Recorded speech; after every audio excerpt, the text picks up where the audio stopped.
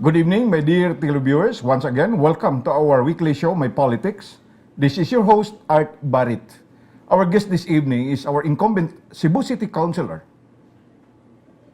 in the person of Councilor Alvin Dizon. Councilor Dizon, good evening and welcome to our show.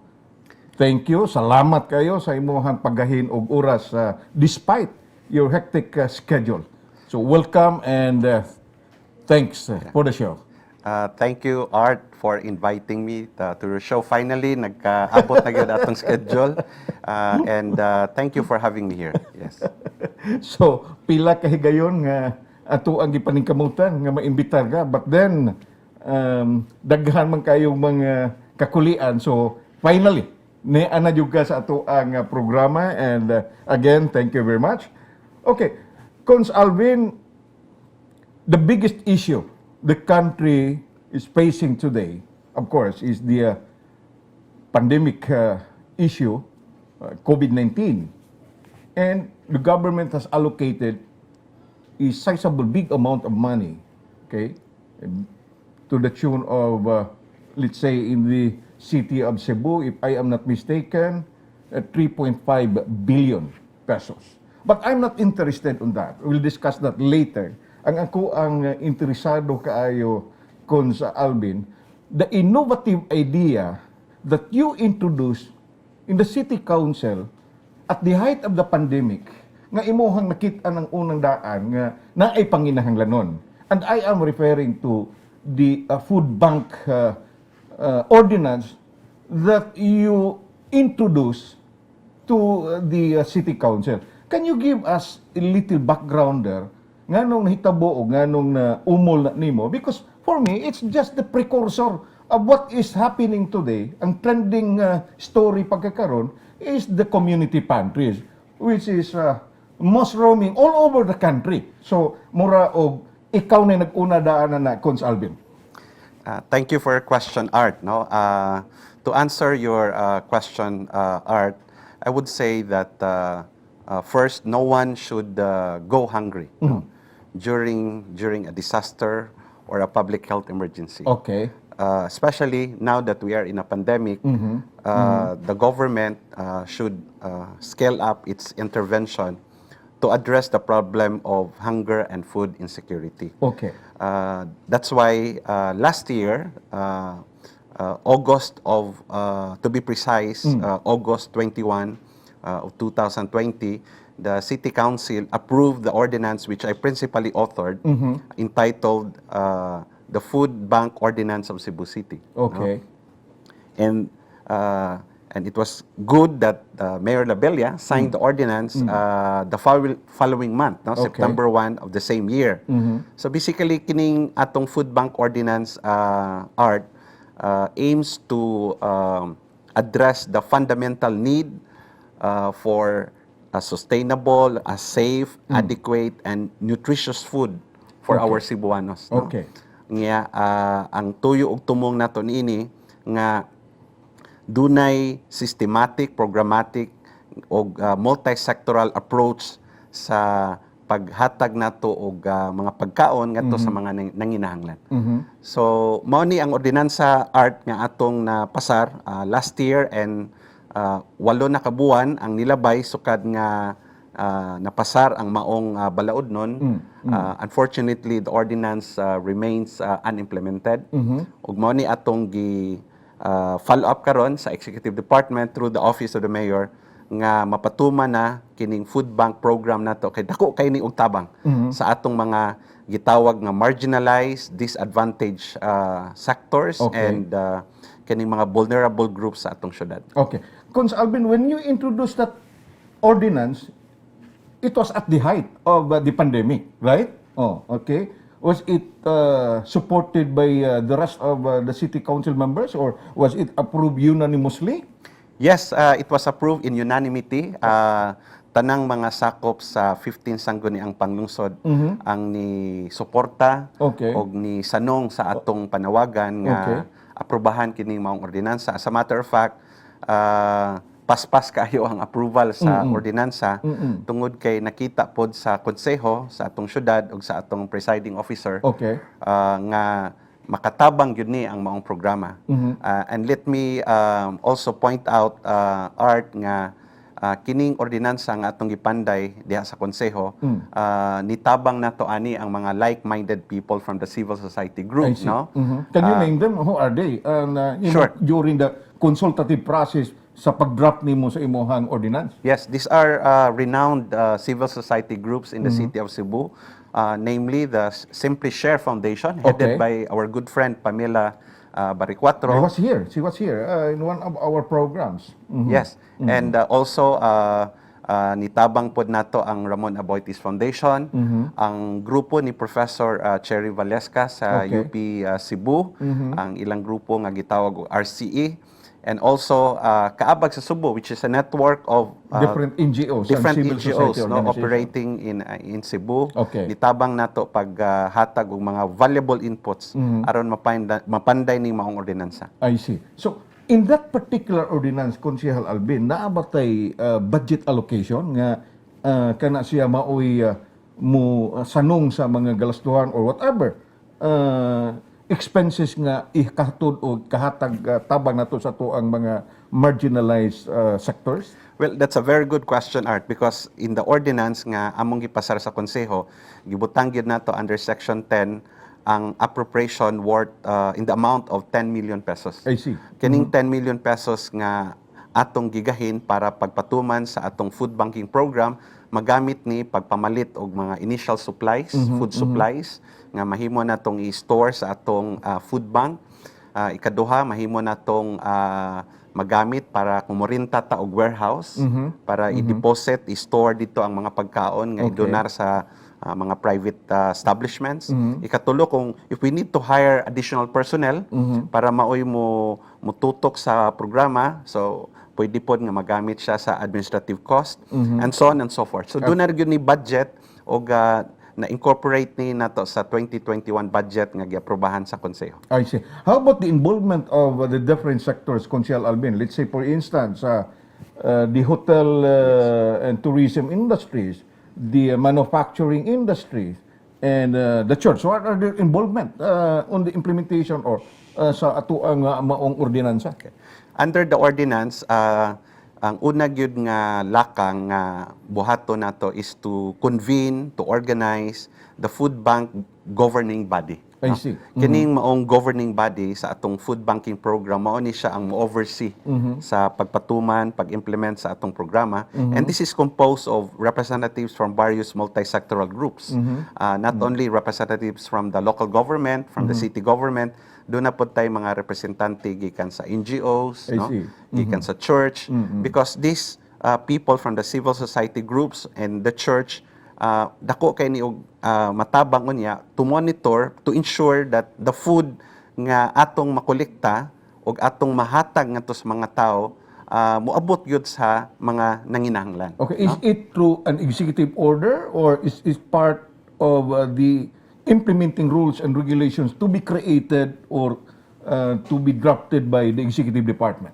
Mahimo ra gyud siya nga executive order ni Mayor Labella, no? Because akong nabantayan nga during this administration, tanang mga implementing rules and regulations sa atong mga ordinansa, mga policies, gipaagi raman og executive order. So, Okay. mao ra nay atong gi-request unta sa executive department nga mahimuan dag executive order og matudlo ang mga representante sa mga nagkadayang sektor nga maoy mulangkob sa food bank governing body. Okay, 8 months that have passed, Yes. immediately after the passage of your noble ordinance, asa naman taron? Na nataron sa stage nga ato gyud gi follow up, no, atong gi-lobby, no, with the support of our friends from the civil society, nihimo tag representation, no, mga meeting sa atong mga kaila, mga allies diha sa executive department aron pahinumduman unta ang atong mayor nga ug ang iyang mga advisors nga now is the right time, no? Nga i-implement ni nato kay mabitaw ni nga ni mushroom ning mga community pantries karon art dili lang dito sa National Capital Region, apil na diri sa Cebu, daghan na kayo tang mga community pantries. Nagpakita lang gyud ni sa panginahanglan, no? The need to address the kaning problema gyud sa hunger and food insecurity. Ngyan ituog gyud ta I believe art nga kining pag-address nato sa problema sa hunger should not be looked into not as a gesture of charity but as a matter of right sa mga exactly. tao. Kay kaning right to food na-enshrine man gyud ni sa atong constitution. In fact, ang United Nations ang iyang gi-promote niya kining Sustainable Development Goals and SDG number 2 mao ni zero hunger, mao ni ang gi-promote gyud sa United Nations. So kining atong food bank ordinance is in line with the UN SDG goal number 2. Okay. Now, I think you're the first official councilor of a major city nga ni Panday og Balaod nun nga susama niini. And just recently, I think Secretary Nograles launched in the National Capital Region. I've just read in the newspaper nga mura og na task force on hunger. Yes. I think that this is very timely and likewise panginahanglanon og agig tubag sa SDG Sustainable Development Goals of the United Nations. Number 2. Right? Number 1 is eradication of poverty. Second is how to address hunger. And karon Cons Alvin, sa ako nag-iingon 8 ka buwan nga milabay na apataron sa pag-follow up, and then with the assistance of the different civil society organizations and non-government organizations, do you think the mayor has have some kind of kining paghatag na og budget allocation to the ordinance? Yes, to make progress sa atong implementation sa food bank ordinance, importante nga i-implement ni siya, no? In fact, na naman yun ni budget sa 2021, no? Appeal naman yun ni ang 10 million. So ang buhaton na gyud sa executive department is first to convene the food bank governing board para makapanday na tag IRR, makahimo na tag action plan, and then mahimo na natong sugdan ang atong programa. Especially now, Art, nga dunay survey ang Social Weather Station nga ang hunger rate sa atong nasod has increased by 30%. No? On the third quarter of last year, ni-increase ang hunger incidence by 30%. Ikumpara ni atong 2019 of the same period nga only 8%. Wow. So more than 20% Ang pagsaka sa hunger incidence. Labi na ron nga naatataliwala sa usa ka pandemic. So all the more nga mulihok na mo scale up, mo step up ang atong local government aron mapatuman na ni ang atong food banking program. Cons Alvin, you have been involved, no, with the Simply Share Foundation Incorporated, and in fact, a lot of your programs also nga tuwa ka sa nakalilaing barangays, no, Yes. Participating with kining feeding program under the Simply Share Foundation Incorporated. So kini siya molay pasiuna nga og mahatagan kini og igong suporta sa local government unit, mudaghan o mudako o dagayday pa kini sa kilalaing mga kabarangayan.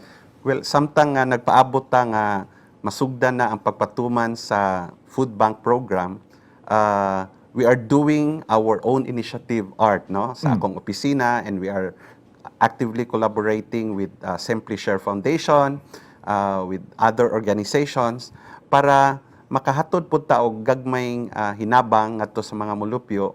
So we're doing targeted feeding, no? So together with Councilor Nestor Archibald, doon nami gitukod nga soup kitchen diha sa iyang eco house sa Talamban. Kanang atong soup kitchen, It has been operating since February of last year, na timing shortly before the pandemic, Art, nga nakatukod ta aning soup kitchen project na to, no? So diha ta magluto og atong ihatod ang mga pagkaon ngadto sa mga marginalized communities o mga vulnerable groups, and with the help of kind-hearted Cebuanos and organizations like Simply Share Foundation, nakahatod ta og mga pagkaon og naka-reach out ta so far, no, sa atong kwintada, pakaon ta og mga at least 15,000 individuals, mostly women, children, and senior citizens. Oh, okay. So, a very innovative idea, and then without, of course, pagkakaroon, funding support from the local government executive of the city of Cebu, and yet, nakahatod o nakahatag o nakahimo o mga programa nga susama niini with Councilor Alvin Dizon and of course Councilor Nestor Chibal. So we have more discussions about on food banking ordinance to our dear televiewers after these reminders. Don't go away.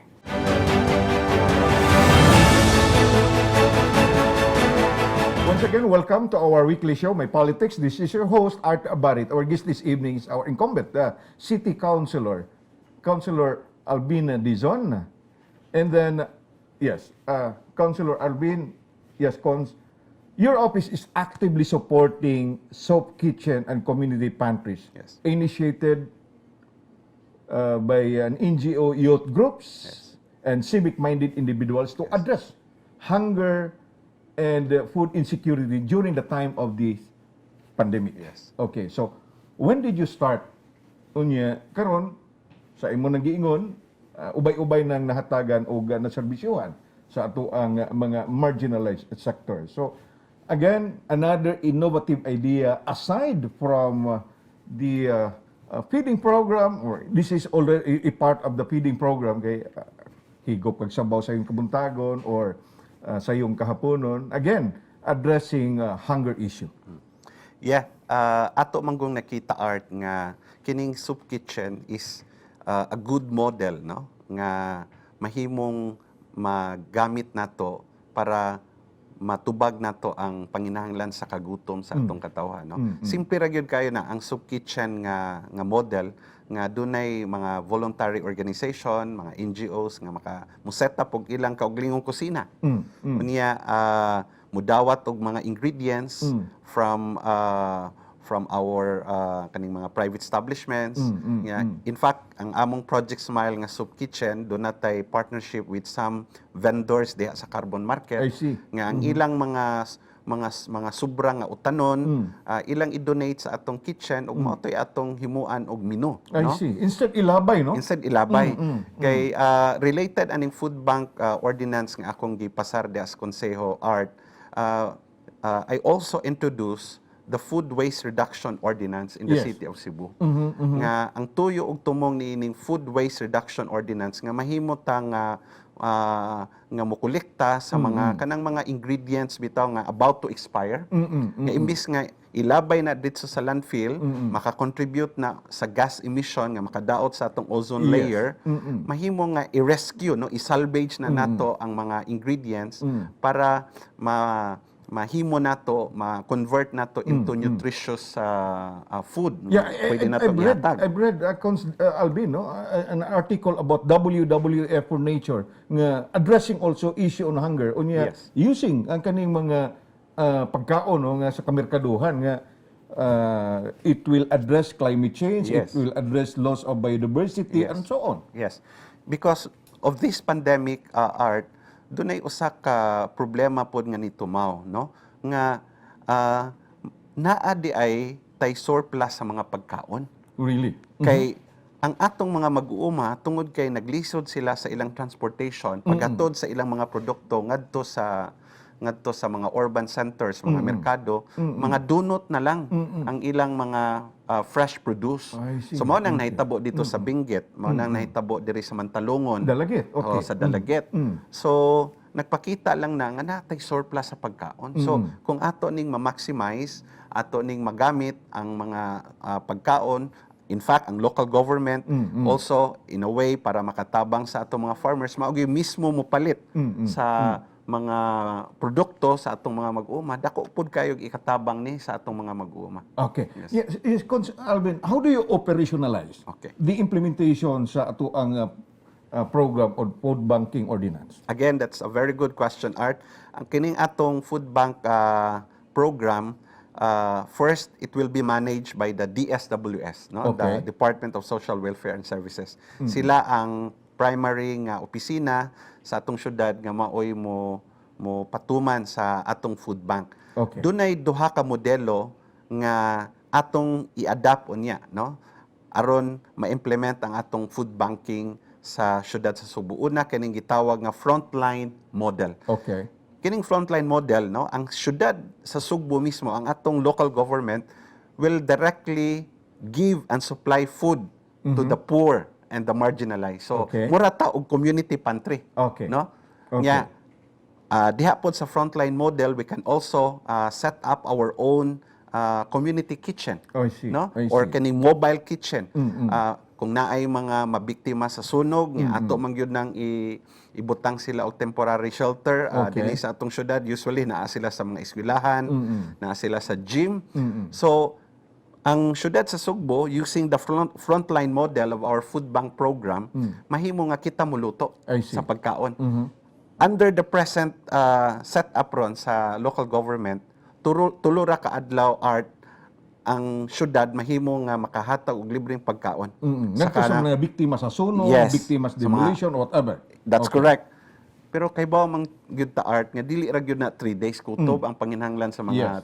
Exactly. mga biktima sa sunog, for example. Moabot man gani tagduha ka semana, tag-usa ka buwan o sobra pa sa usa ka buwan. So kung doon natay atong kagalingon nga community kitchen, we can mobilize mga chefs, mga cooks diri sa Cebu. Labi na kay daghang mga nanirado ron nga mga restaurants, pwede natong hangyoon sila, partner ta nila nga maoy muluto sa mga pagkaon.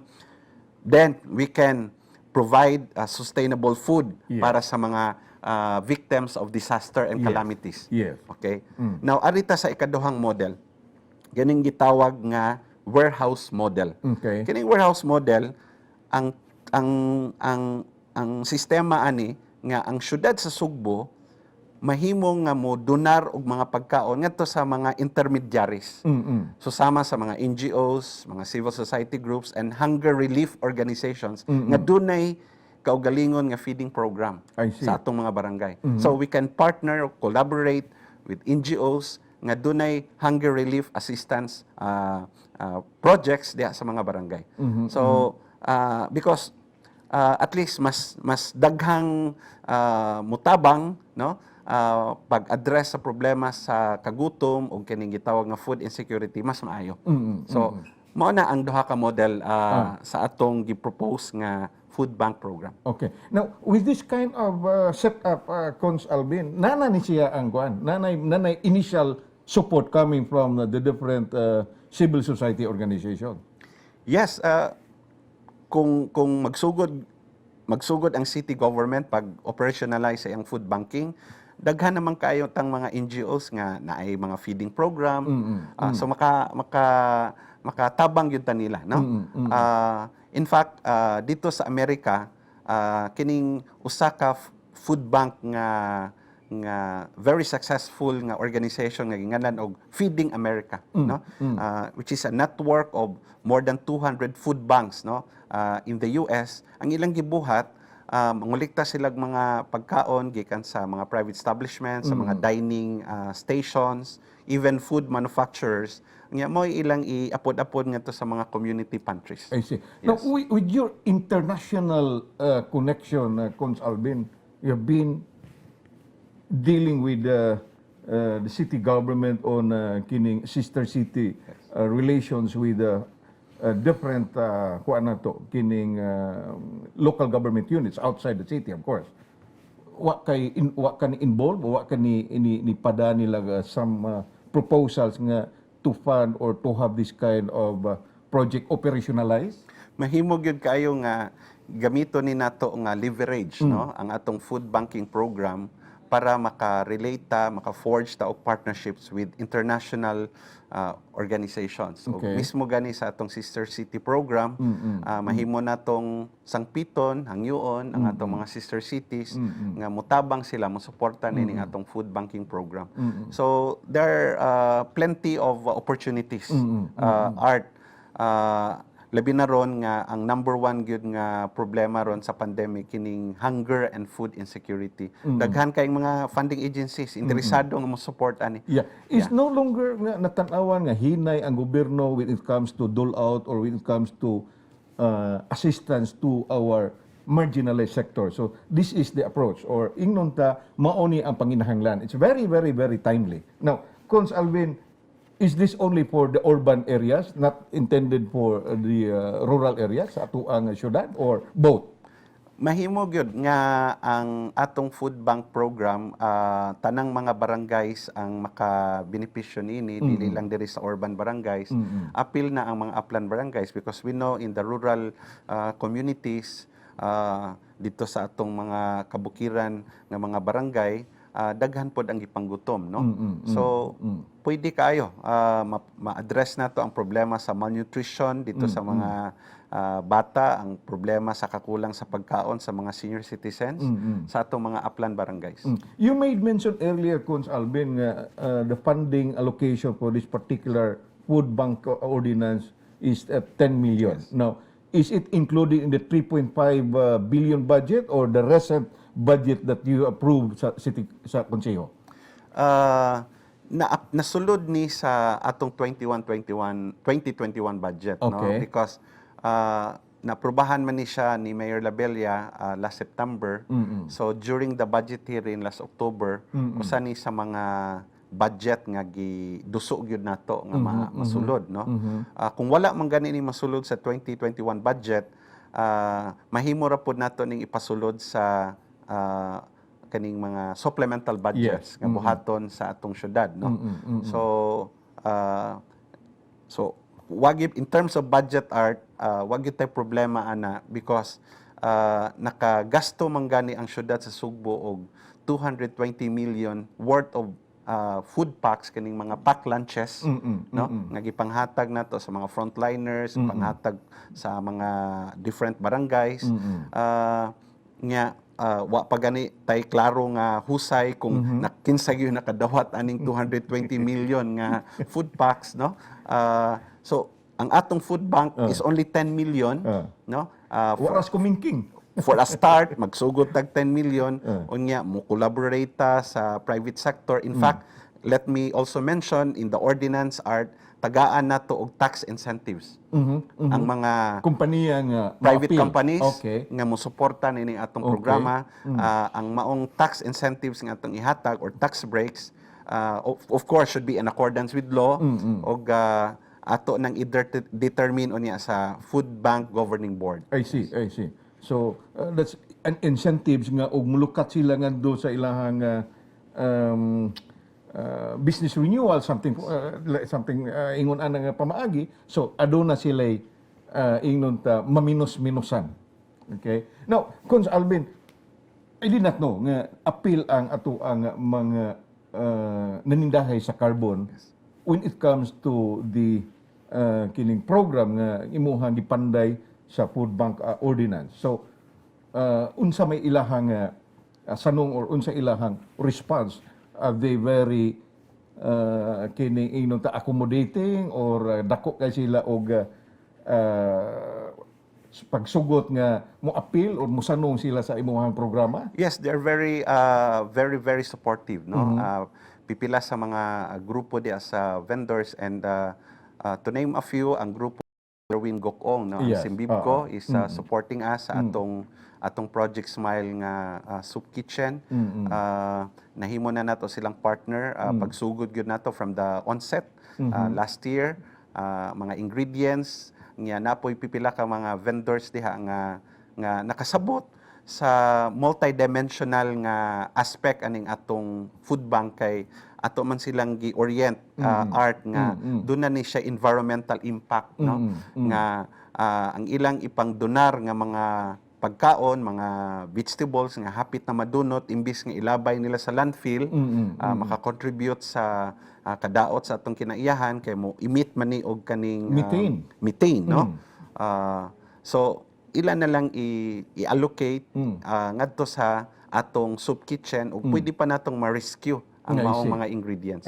If I am not mistaken, Cons Alvin, I think si Councilor Nestor Archibald is still continuing sa iyang panguliktaan ng mga iglalabay na untas basura nga mga visible products. Yes, I believe so. Ang padayon ning advocacy programa ni Councilor Nestor kanang mga madunot na gyud, no? Di na gyud ma-redeem nga mga vegetables diha sa carbon iyan ning gi-transform into organic fertilizers. I see. Yes, diha sa iyang Okay. eco house. Diha sa iyang eco house. Yes. Okay, so dual purpose. Yes. Kung di nagid magamit, di maluto, so ano na pa sila ang kagamitan. Yes, dili nato i-dritso labay sa landfill. Okay. Kay kung i-dritso nato labay sa landfill, doon na pud nay aspect sa kining Atong public kinaiyahan. funds atong kinaiyahan nga again let me also point out nga doon na pud ni kalambigitan sa atong paggamit sa kwarta sa atong syudad because kung sige taog kaning maintain na atong landfill ang atong budget sa basura musaka pod. Exactly. Yes. Okay. Pero kung maminusa nato ang basura nga ilabay dito sa landfill, ang budget para sa waste management atong ma-realign para sa mas essential, mas productive nga mga programa o proyekto sama ni ining food bank, ining sa maayong panglawas, health o housing para sa mga urban poor. There are a lot of opportunities, my dear televiewers, when it comes to the implementation program of the particular ordinance ni Councilor Alvin Dizon. But it's a matter of how to maximize, how to connect the dots sa ato ang paghigayon sa maong programa. So with this, we'll discuss more about on the particular issue regarding the budget of the Cebu City government. And we'll discuss more after these reminders. Don't go away.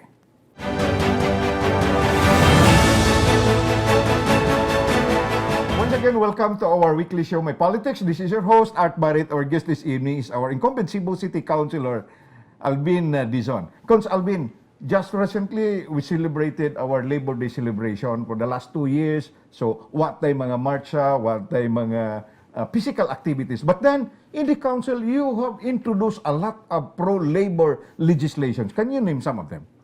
Yes, thank you for your question, Art.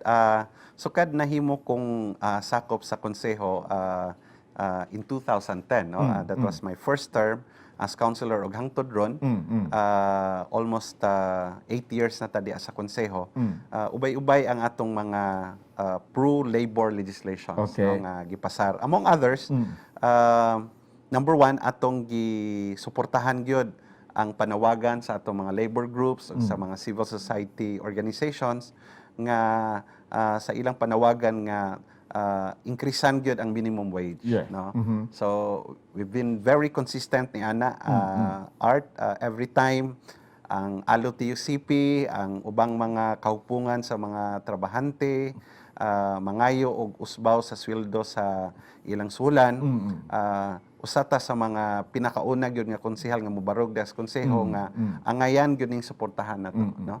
Ikaduha, doon na po tayo mga resolutions concerning the safety of our workers, no? Labi na kaning health hazard na Yes. issue. Diha tayo daghan kayo ng mga resolutions urging DOLE to strictly enforce Yeah. kining protection sa atong mga trabahante nga malayo sila sa hazard, no?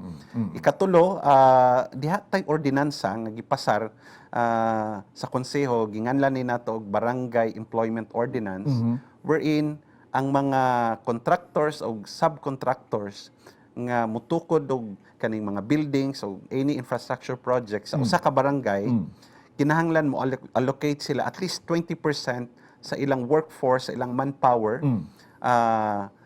niana nga barangay. I see. No? Aha. Kay atong namatikdan base sa atong consultation nga gihimo sa Cebu Chamber of Commerce, ang mga workers nga kuhaon sa mga contractors o subcontractors dili taga Cebu. Dili diha sa barangay diin himutang ang maong Ang proyekto. proyekto. I see. So naanatay balaod ana, naanatay ordinansa ana sa syudad nga hatagan gyud nila og priority sa trabaho ang mga mulupyo niya ng barangay diin nahimutang I see. ang maong proyekto. Unya na sila makakuha after nga ma-comply or na mahimutang na ang number of workers on that particular area. That is correct.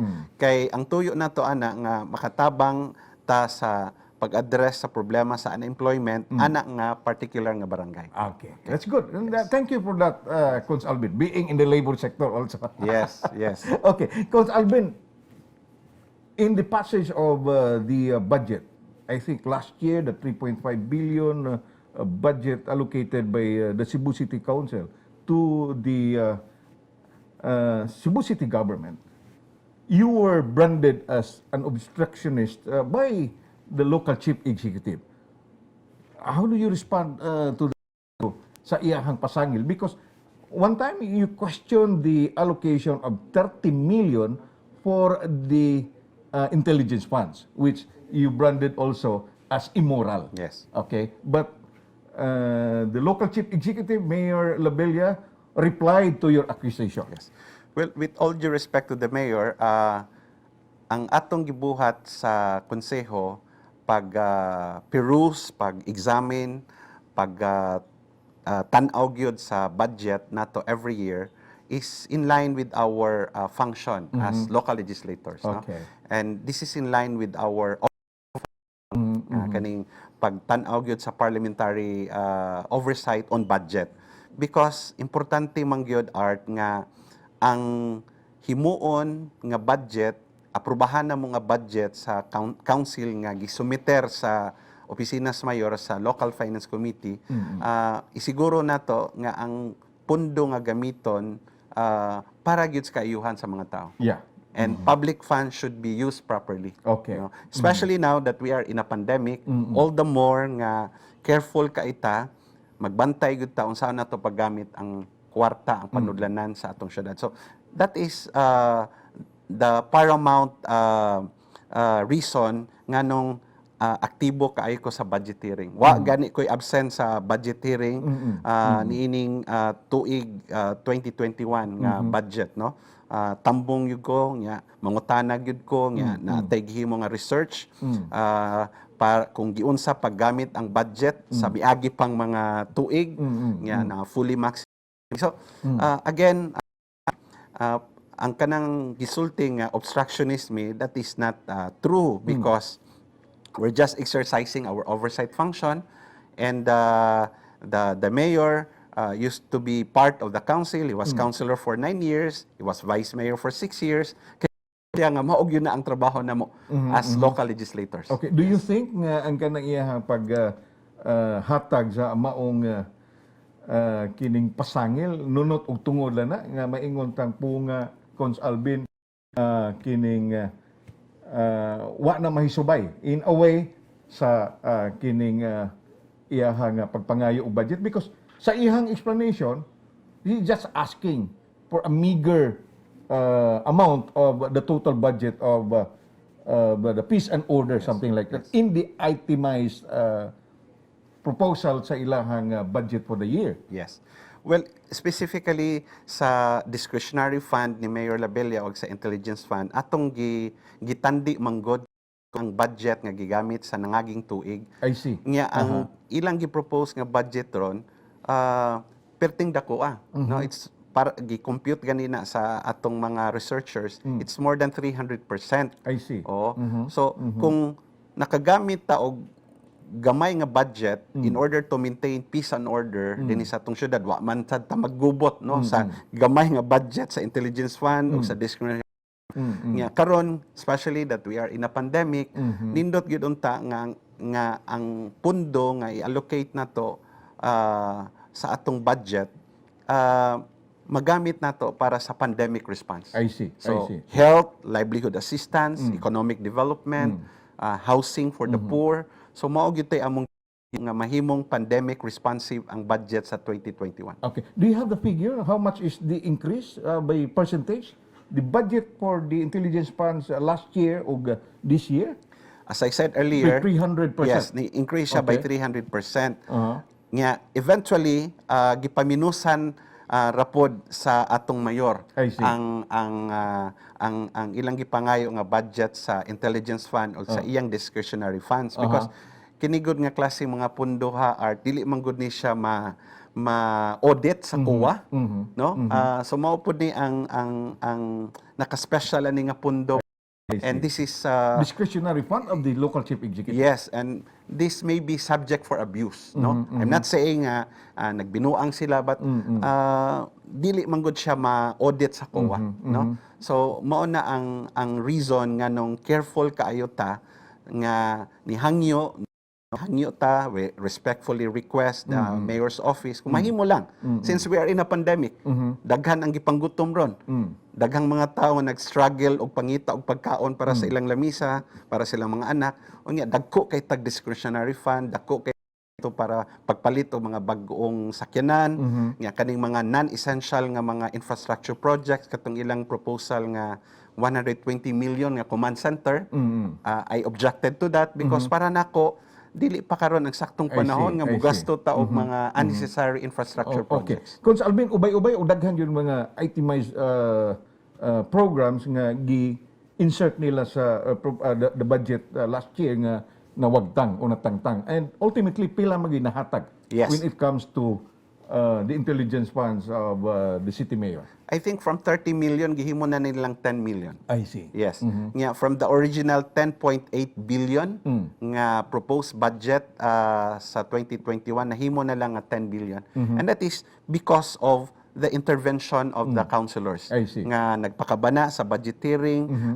Dili lang ang mga konsehal sa minority block, no. I would also give credit sa mga konsehal nga naa sa majority kay nakita po nila ang soundness, no, sa atong proposal nga kinahanglan ta mo come up og usa ka pandemic responsive nga budget. You are not then an obstruction. No. As a matter of fact, nitabang ganita sa administrasyon ro ni Mayor Labella Okay. nga mahimong kaning pandemic responsive ang budget. You were so supportive of a lot of programs of the incumbent city mayor when it comes to the pandemic issues. That's correct. In fact, tulo ka supplemental budget nga giaprobahan na mos konseho, among giaprobahan sa council. No? Among gihatag ang ilang gipangayo. So karon in return, nangayo po mi og sakto nga kwintada, full accounting and liquidation. Giunsa nila pag gasto ang 3.5 billion pesos nga budget for the pandemic response. Okay. So mao Yes. nay amo pong gipangayo nila in the spirit of transparency and Okay. accountability. Okay, Alvin, hatag na ba or what's the status of your demand from the local government executive? Sa diyang among gipasar ang first supplemental budget worth 1 billion pesos para sa pandemic response. Niadtong Marso, amo tong giaprobahan sa konseho. Pagka Mayo ni pasar din kog resolution art nga musubmit sila og liquidation. Bisag initial lang accounting. Giunsa nila paggamit ang 1 billion pesos nga budget para kuno to gamiton pagpalit sa bugas, mga canned goods, PPEs, no? But to no avail. Wa gyud sila kasumiter. now? It took them almost a year to submit a rundown or a summary, no? Sa nagasto nila. But ang among gipangayo sa council, si Councilor Nestor Archibal was very adamant in requesting for kaning supporting documents, no? Okay. Kaning mga purchase orders, mga resibo, mao gyud ngayon ni Councilor Nestor, pero wa gyud sila kahatag ana, nakahatag sila but part lang, no? Dili gyud ang tanan nga gi-request ni Councilor Nestor nga just only a summary lang, no? Murag kwintada lang mao niyang nagasto sa 3.5 billion, pero ang importante man gud kung mohimo kag liquidation art na gyud kay supporting documents, Exactly. no? So what sila kahatag of itemization of the expenses, Cons Alvin? Mo na atong gipangay sa council og to date wa pa gyud ni abot sa akong lamisa yun namo na madawat sa konseho ang kanang mga supporting documents nga among gipangayo. Yeah. Okay. It's a good explanation, Cons Alvin, nga you are not an obstructionist. You've been consistent with your role as a city councilor. Either you are with the administration or with the other side. But then the important thing is ang inyong intervention gihimo diha sa konseho. So you have the floor and I'll give you the 3 minutes kining remaining time for our constituents, for our constituents. Ba nimo nga programa nga ihatag nimo ngadto sa ato ang mga kaigsuonan nga Subuanon? First of all, Art, I would like to extend my deepest appreciation to you and to your program for this invitation. No? Thank you for having me here. It's a good discussion. No? Thanks for that also sa imong hectic schedule nga Yes. nagahin ka. Now, let me be clear nga ang papel gyud nako diha sa nga tungod sa gihatag nga mandato sa mga tao nako, that's why na ako ron nakalingkod ko sa konseho, ako ra pong suklian og saktong serbisyo, Art. So we owe it to our people, we owe it to our constituents nga ato yung i-promote kining mga principles sa good governance. Yes. Unsa man ni siya? Transparency and accountability. Ug mao ni ang akong gibuhat og sa akong mga kaubanan diha sa konseho sa dihang among gituki gideliberate namo ang 2021 budget. No? So akong ipaklaro nga wala mi musupak, wala namo gi-oppose ang budget nga gi-oppose sa executive department. In fact, amo bahan.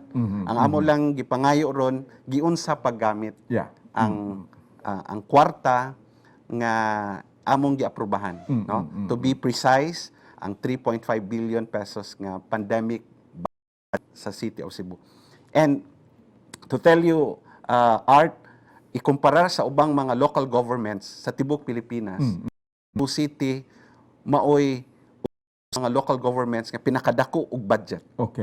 pandemic response. Okay. So again, we owe it to our Cebuanos, we owe it to our constituents, kung unsa, kung asa gigasto ang kwarta. No? Because the money that we spent is not the city government, it's the money of the people's people. money. Yes. Okay. Gikan ni sa buwi ng tao. Yeah. Karon nga naata sa importante gyud nga ma-utilize nato ang public funds for more essential projects. Okay. Health, livelihood assistance, kay daghan kayong mga empleyado nga nawad-an taon og trabaho sa sector. Unsa man ang gihatag nga tabang sa local government. Magamit nato ang pundo sa gobyerno para sa housing for the poor. Kay usa ka leksyon nga atong na katunan ani nga pandemic, Art, nga tungod atong mga urban poor community sikit-sikit ang ilang animalay, dali kayo nga tag ang virus sa COVID-19. Yeah. The kagaw pas-pas kay ang pagtakod. Yes. So we have to do something as the problem homelessness and housing sa atong mga housing needs sa atong mga constituents sa Cebu Okay. City. That's why I supported the program. The mayor nga magtukod ta og medium rice bill.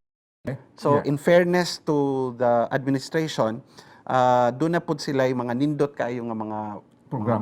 nga atong gisuportahan. Okay. Ningon man gani kung anong kana raman nga kantidad ang gigahin ninyo para sa medium rice, idubli pa na ninyo. Kay daghan kayo ta og mga constituents nga naa nagpuyo sa danger zone. Nasa kasapaan, Yes. nasa mga coastal barangays nga to provide them a suitable, adequate nga relocation site. Yes. So diha unta magamit ang pondo, Art. So in summary, in order to make progress sa atong mga programa, proyekto diha sa city government, we need to work together, Art. No? We might be barug, we might be BOP, but we are all Cebuanos. Yes. Diha sa That's konseho, important. diha sa city Okay. government. Yeah. And ang atong concern now that we are in a pandemic, ang virus. The unseen enemy. Yes. Okay. Dili kontra tagsa-tagsa, no? Dili ta kontra, kung dili we are all Cebuanos, we have to work together, we have to be united in order to fight this pandemic. Yeah. And you are very much hopeful nga mahatagan ni Mayor Labilla og igong pundo ang imuhang approved ordinance. Yes, hinaot unta Art, in my parting message nga implement na ang atong food bank program, and not only sa food bank program, ang atong urban gardening pod nga ordinance, which I also principally authored as kaya di man pwede nga sige lang tagpanghatag og pagkaon ba, Art.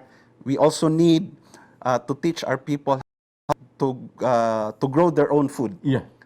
Ang urban gardening project na to ato pasar diha sa konseho in collaboration, in partnership with Council of Safra, co-author na ko ana og si Councilor Nestor Archibald. Okay. One way of decongesting our carbon market, our satellite markets, is really to plant vegetables in their own backyard or in their own mga open spaces sa ilahang baray. That's what you ingnon ta pamaagi Cons Alvin. Yes, that's correct. Mao nay atong tuyo og tumong urban gardening program nga ato yung gi-incentivize. Nga doon na po tay budget ana Art nga gibutang appropriation sa atong ordinance worth 10 million nga ipatuman sa city agriculture. I see. Cons Alvin, we don't have enough time. Ang ato lang parting statement, last parting statement. Viewers. My last and final parting message to our televiewers that again we are in the middle of a public health crisis, and as Cebuanos to work together, we should set aside our political ideologies ato mga political beliefs. Kinahanglan ta magiusap aron pagpangita og mga maayong solusyon, mga maayong programa o proyekto aron atong mabungkot kining problema ron nga atong nasinati tungod sa COVID-19 pandemic. Daghang salamat, Art, and more to your program. Cons Alvin, thank you very much. To our televiewers, Councilor Alvin Dizon. Host Art Barrett, manamilit nila umuingon nga samtang muhingos pang ilong sa tao.